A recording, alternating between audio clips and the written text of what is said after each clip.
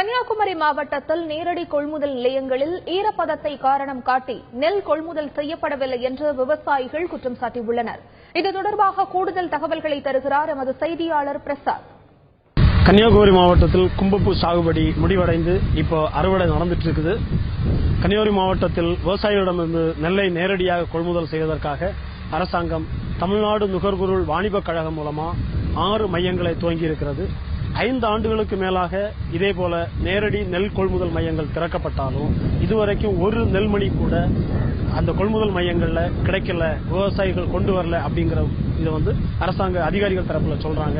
விவசாயிகளை இது சம்பந்தமா கேட்டா அரசாங்கம் சொல்லியிருக்கக்கூடிய நிபந்தனையில நெல்லுடைய ஈரப்பதம் 17% மட்டுமே இருக்க வேண்டும் அப்படிங்கிற ஒரு அரசாங்க அதிகாரிகள் சொல்றதுனால நெல்லை கொடுக்க முடியல. 20% ஈரப்பதம் இருக்கிற நெல்லை தனியார் வியாபாரிகள்ட்ட நாங்க கொடுத்துட்டு இருக்கிறோம். எங்களுக்கு நஷ்டத்துல தான் நாங்க கொடுக்கிறோம். 800 ரூபாய்க்கும் 850 ரூபாய்க்கும் 900 ரூபாய்க்கு தான் நாங்க கொடுக்கிறோம். அரசாங்கம் 1450 ரூபாய்க்கு எடுக்கிறதா சொன்னாலும் எங்களால கொடுக்க முடியல.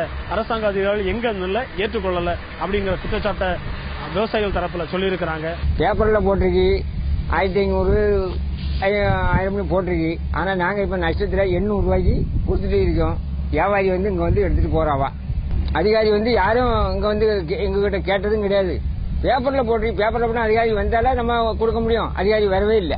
கன்னியாகுமரி மாவட்டத்திற்கு மட்டும் இங்கு இருக்கிற இயற்கை சூழலை கருத்தில் கொண்டு 20% ஈரப்பதம் வரை இருந்தால் எடுக்கலாங்கிற நிபந்தனையை தளர்த்தி ஒரு விதியை தீர்மானித்தால் நிச்சயமாக இந்த பகுதியில் இருக்கிற அனைத்து விவசாயிகளும் நெல்லை நேரடி கொள்முதல் நிலையத்தில் கொடுக்கலாம்ங்கிற ஒரு கருத்தை சொல்லியிருக்கிறாங்க.